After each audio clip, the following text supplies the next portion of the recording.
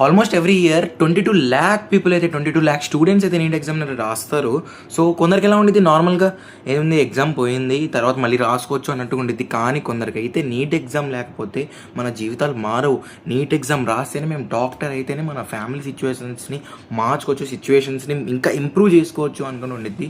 అలాంటి neat ఎగ్జామ్‌ని paper leak అని చెప్పి, రీనీట్ అని చెప్పి సిలబస్ ప్రిపేర్ అవ్వలేక చాలామంది స్టూడెంట్స్ అయితే సూసైడ్ చేసుకున్నారు. అందుకని సోనం వాంగ్‌చూ గారు అయితే నిరాహార దీక్ష చేస్తున్నారు 18 డేస్ నుంచి. గత 18 డేస్ నుంచి ఆయన అయితే మన కోసం ఏం తినలా.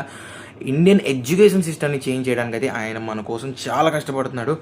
అండ్ అదే కాకుండా మెయిన్గా రీసెంట్గా జరిగిన నీట్ ఎగ్జామ్ గురించి అయితే మెయిన్గా నీట్ ఆస్పిరెంట్స్ గురించి ఆయన 18 డేస్ నుంచి నిరాహార దీక్ష చేస్తున్నారు.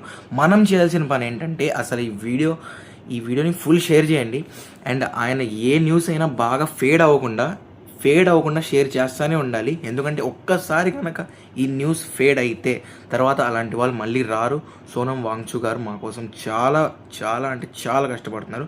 So let's share this video and అసలు ఈ న్యూస్ని ఫేడ్ అవ్వకుండా చూసుకుందాం. యాజ్ ఎ నీట్ ఆస్పిరెంట్ నేను కూడా సపోర్ట్ చేయాలని ఈ వీడియో చేస్తున్నాను.